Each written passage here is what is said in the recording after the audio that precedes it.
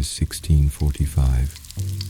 On the island of Kyushu in southern Japan, far from castles and battlefields, an old man lies dying alone deep inside a damp cave, the cave of the spirit rock.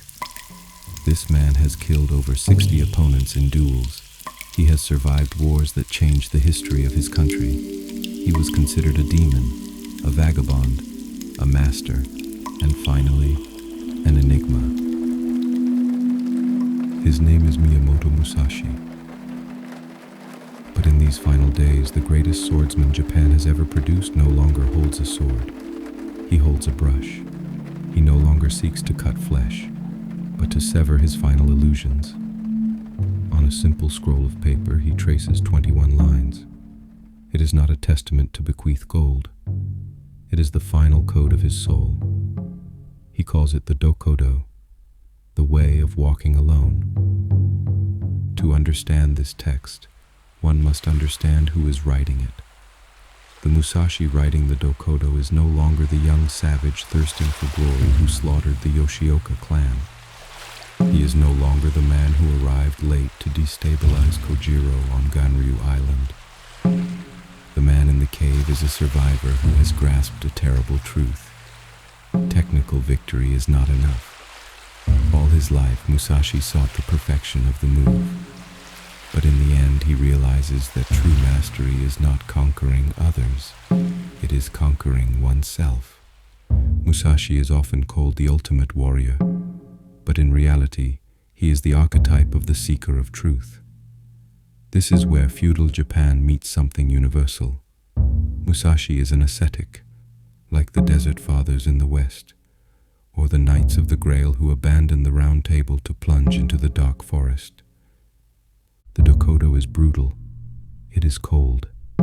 It contains no promise of happiness, no comfort. It is a manual of detachment. Musashi tells us, if you want to see the truth, you must let go of everything. Your comfort, your gods, your loves, your regrets. Let us read these 21 precepts together to understand how the way of the sword becomes, ultimately, a way of the spirit. Accept everything just as it is. Do not seek pleasure for its own sake. Do not, under any circumstances, depend on a partial feeling. Think lightly of yourself and deeply of the world. Be detached from desire your whole life long. Do not regret what you have done. Never be jealous. Never let yourself be saddened by a separation. Resentment and complaint are appropriate neither for oneself nor others. Do not let yourself be guided by lust or love. In all things have no preferences. Be indifferent to where you live. Do not pursue the taste of good food. Do not hold on to possessions you no longer need. Do not act following customary beliefs. Do not collect weapons or practice with them beyond what is useful. Do not fear death. Do not seek to possess goods or fiefs for your old age.